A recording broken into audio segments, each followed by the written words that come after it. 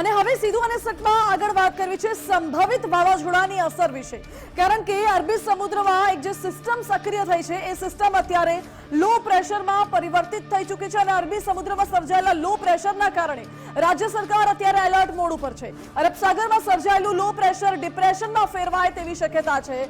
આગામી 7 દિવસ ગુજરાતમાં ગાજવીજ સાથે ભારે વરસાદની આગાહી હવામાન વિભાગે કરી છે. આ સાથે માછીમારોને પણ દરિયો ન ખેડવાની ચેતવણી અપાઈ છે. કમોસમી વરસાદના કારણે ખેડૂતોના ઊભા પાકને પણ નુકસાન થવાનું છે.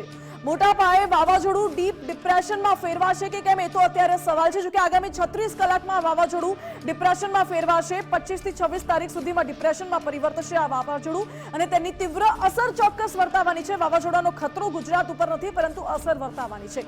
ભારે વરસાદની આગાહી હવામાન વિભાગ દ્વારા કરવામાં આવી છે. આગામી 7 દિવસ સુધી રાજ્યમાં ભારેથી અતિભારે વરસાદ વરસી શકે છે. કેટલાક વિસ્તારોમાં યલો એલર્ટ, કેટલાક વિસ્તારોમાં ઓરેન્જ એલર્ટ આપવામાં આવ્યું છે. આ સાથે સંભવિત વાવાઝોડા સામે સરકાર અત્યારે એલર્ટ મોડ ઉપર છે. મુખ્યપ્રધાન ભૂપેન્દ્ર પટેલે સૂચના આપી હતી કે 24/7 કંટ્રોલ રૂમ કાર્યરત કરવામાં આવે અને કોઈ પણ ડેમેજ કે કેઝ્યુઅલિટી ના થાય, કારણ કે સંભવિત વાવાઝોડાને લઈને રાજ્યમાં લગભગ 80 કિલોમીટર પ્રતિ કલાકની ઝડપે પવન ફૂંકાઈ શકે છે અને તેની અસરોના કારણે લોકોને કોઈ તકલીફ ન પડે તે માટે કંટ્રોલ રૂમ કાર્યરત કરવા પણ સીએમએ આદેશ આપ્યો હતો. સરકાર પણ તૈયાર છે અને ખેડૂતો માટે પણ કૃષિ મંત્રીએ નિવેદન આપ્યું હતું કે સરકાર સર્વે અંગે અને સહાય અંગે વિચારણા કરી રહી છે. આ સાથે હાલમાં માછીમારોને આગામી થોડા સમય માટે દરિયો ન ખેડવા માટેની સૂચના આપવામાં આવી છે, કારણ કે દરિયામાં કરંટ જોવા મળી રહ્યો છે. ઊંચા મોજા ઉછળી રહ્યા છે. ખાસ કરીને દરિયા કિનારાના જે વિસ્તારો છે રાજ્યમાં, ભાવનગર, ગીર સોમનાથ, ઉના, પોરબંદર, દ્વારકા સહિત જામનગર બાજુનો જે આખો પટ્ટો છે એ દરિયા કિનારાના વિસ્તારોમાં એલર્ટ આપવામાં આવ્યું છે. લોકોને ખાસ કરીને માછીમારોને દરિયો ન ખેડવા માટેની સૂચના આપવામાં આવી છે. જે માછીમારો દરિયામાં છે તેમને પરત બોલાવી લેવામાં આવ્યા છે અને બોટ કિનારે લાંગરી દેવા માટે કહેવામાં આવ્યું છે. વરસાદથી ખેડૂતોને મોટા પાયે નુકસાન થયું છે. ખેડૂતોએ જે પાકનું વાવેતર કર્યું હતું, ડાંગર હોય, ચણા હોય, રાયડો હોય, કે ખેડૂતોએ જે ઊભા પાકનું વાવેતર કર્યું હતું, ખેડૂતોનો તમામ ઊભો પાક નષ્ટ થઈ ચૂક્યો છે અને ખેડૂતોએ હવે મોઢે આવેલો કોળિયો ખેડૂતોને છીનવાઈ ગયું છે. ત્યારે ખેડૂતોએ રાતા પાણીએ રોવાનો વારો આવ્યો છે. ખેડૂતો ચિંતિત બન્યા છે. જો કે હવામાન વિભાગે હજુ પણ આગામી 5 દિવસ માટે ભારે વરસાદની આગાહી કરી છે. દક્ષિણ ગુજરાતની સાથે સૌરાષ્ટ્રમાં ભારે વરસાદની આગાહી હવામાન વિભાગે કરી છે અને દક્ષિણ ગુજરાત અને સૌરાષ્ટ્રના અલગ અલગ ભાગમાં ઓરેન્જ એલર્ટ આપવામાં આવ્યું છે. ઉત્તર ગુજરાત, મધ્ય ગુજરાત અને કચ્છ વિસ્તારમાં ઓરેન્જ એલર્ટ જાહેર કર્યું છે. અમુક વિસ્તારોમાં છૂટો છવાયો વરસાદ, તો અમુક વિસ્તારમાં ભારે વરસાદ પણ પડી શકે છે. ભરૂચ, નર્મદા, સુરત અને આ સાથે જ ઓરેન્જ એલર્ટ આપવામાં આવ્યું છે. જ્યારે અમદાવાદ, ગાંધીનગર, બનાસકાંઠા, સાબરકાંઠામાં વરસાદનું યલો એલર્ટ આપવામાં આવ્યું છે. रेनफॉल का वार्निंग दे रहे हैं और जो मेनली जो साउथ गुजरात की डिस्ट्रिक्ट्स है इसमें और जो सौराष्ट्र की साउदर्न डिस्ट्रिक्ट है इसमें हम हेवी रेनफॉल वार्निंग दे रहे हैं और जो थंडरस्टॉर्म भी रहेगा अगले 2 दिन थंडरस्टॉर्म विद लाइटनिंग जो विंड स्पीड रहेगा 50 से 60 किलोमीटर प्रति घंटा में अगले 2 दिन मतलब आपका 23-24 में. उसके आगे फिर विंड स्पीड थोड़ा सा डाउन होएगी. विंड स्पीड 40 से 50 किलोमीटर प्रति घंटा रहेगा 25 से लेकर 27 मई तक. और जो रेनफॉल रहेगा अभी लाइट टू मॉडरेट रेन रहेगा सारे राज्यों में. अभी जो उसका डिस्ट्रीब्यूशन है सौराष्ट्र, कच्छ और गुजरात रीजन दोनों क्षेत्रों के लिए अगले 5 दिन तक स्कैटर्ड रहेगी, स्कैटर्ड डिस्ट्रीब्यूशन रहेगी. और उसके आगे अगले 2 दिन 6 तारीख मतलब 28 में और 29 में आइसोलेटेड रेनफॉल का पूर्वानुमान है. और अगले 5 दिन तक थंडरस्टॉर्म वार्निंग तो लाइटनिंग के साथ रहेगी. और जो सिस्टम है अभी कल लो प्रेशर सिस्टम आज 5:30 आवर्स IST में वेलमार्क लो प्रेशर फॉर्म हुआ है. पूर्व मध्य अरबियन सी के साथ ऑफ कोंकण कोस्ट के पास अभी परसिस्ट कर रहा है. ये नियरली उत्तरी दिशा में मूवमेंट है इसकी और अगले 24 घंटा में ये डिप्रेशन होने का भी पूर्वानुमान दिया गया है.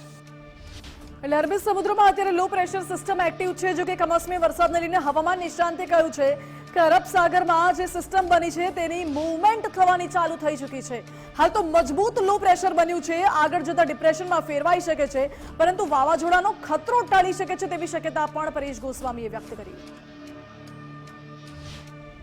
છેલ્લા 5-7 દિવસથી અરબ સાગરની અંદર એક સિસ્ટમ બની હતી. આ સિસ્ટમ છે સૌ પ્રથમ સાયક્લોનિક સર્ક્યુલેશન બની, ત્યારબાદ 21 મે 2025 ના રોજ લો પ્રેશર બની. આજે થોડીક વધારે મજબૂત થઈને એ મજબૂત લો પ્રેશર બની ચૂક્યું છે. જોકે આ સિસ્ટમ છે દરિયાકાંઠાથી ખૂબ નજીક હતી, એટલે એની મૂવમેન્ટ છે એ પણ ખૂબ ધીમી હતી. પણ એક આપણે ડર હતો કે આ સિસ્ટમ છે જો ઉત્તર પશ્ચિમ દિશામાં મૂવમેન્ટ કરે, થોડી પણ આ પશ્ચિમ દિશામાં મૂવમેન્ટ કરે તો એમાં સાયક્લોન બનવાની સંભાવનાઓ હતી. કેમ કે અરબ સાગરની અંદર બીજા પરિબળો છે એ સાયક્લોન બનવા માટે અનુકૂળ હતા, એટલે એક સાયક્લોન બનવાનો ડર હતો. પણ આ સિસ્ટમ છે એ આજે મોડી રાતથી એમાં મૂવમેન્ટ થવાનું ચાલુ થયું છે અને અત્યારે એની મૂવમેન્ટ છે એ ઉત્તર પૂર્વ દિશા તરફ છે, એટલે કે પશ્ચિમ દિશા તરફ મૂવમેન્ટ નથી. એટલે સાયક્લોનના ખતરામાંથી ક્યાંય ને ક્યાંય હવે આપણે બચી જશું. જો કે હવે આ સિસ્ટમ છે એ સતત ઉત્તર પૂર્વ દિશા ઉપર મૂવમેન્ટ કરવાની છે, જેથી કરીને આપણે હવે સાયક્લોન બને તેવી સંભાવનાઓ ખૂબ નહીવત છે. એટલે સાયક્લોનના ખતરામાંથી ચોક્કસથી આપણે બચી જશું. પણ આ સિસ્ટમ છે એ વધુને વધુ હજી મજબૂત થાય તેવી શક્યતાઓ છે. લગભગ આવતીકાલે 24 મેના રોજ આ સિસ્ટમ છે એ લો પ્રેશરમાંથી મજબૂત થઈને ડિપ્રેશનમાં ફેરવાય તેવી શક્યતાઓ છે. એટલે ગુજરાત અને મહારાષ્ટ્ર બંને રાજ્યોની અંદર મુશળધાર વરસાદોની શક્યતાઓ છે. ખાસ કરીને મહારાષ્ટ્રના અનેક ભાગોની અંદર ધોધમાર વરસાદ પડી શકે છે, જેમાં મુંબઈની અંદર અતિ ભારે વરસાદોની પણ સંભાવનાઓ છે. અને આપણા ગુજરાતના દક્ષિણ ગુજરાતના તમામ જિલ્લાઓ છે એની અંદર પણ સામાન્ય કરતા વધારે વરસાદ અને અમુક એટલે ગુજરાત અને મહારાષ્ટ્રમાં ભારે વરસાદની આગાહી કરવામાં આવી છે. મારી સાથે ન્યૂઝરૂમથી સહયોગી વિક્રમ જોડાઈ ગયા છે.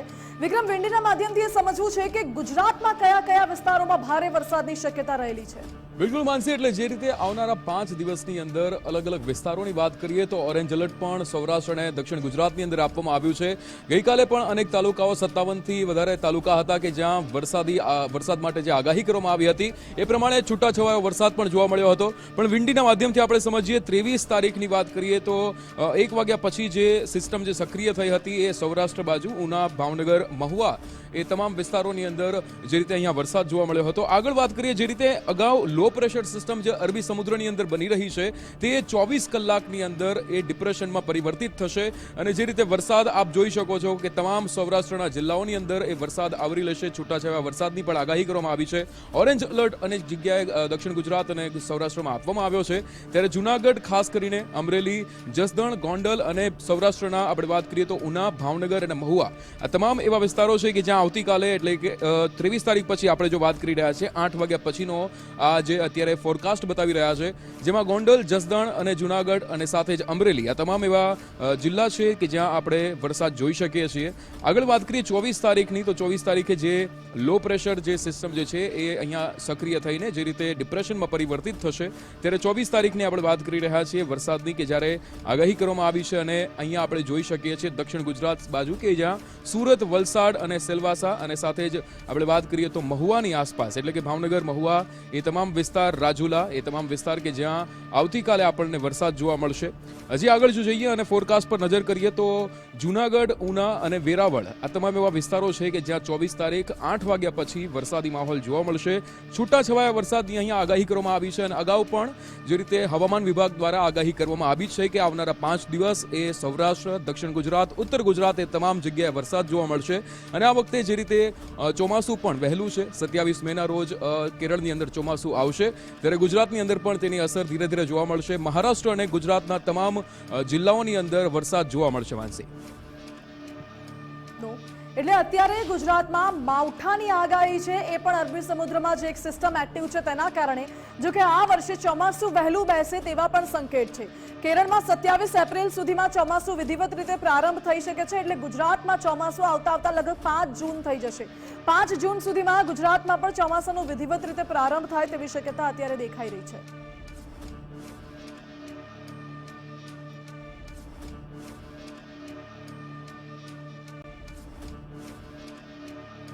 તો આ સાથે જ સીધું સેટમાં અત્યારે બસ આટલું જ. વધુ સમાચાર માટે આપ જોતા રહો ગુજરાત ફર્સ્ટ.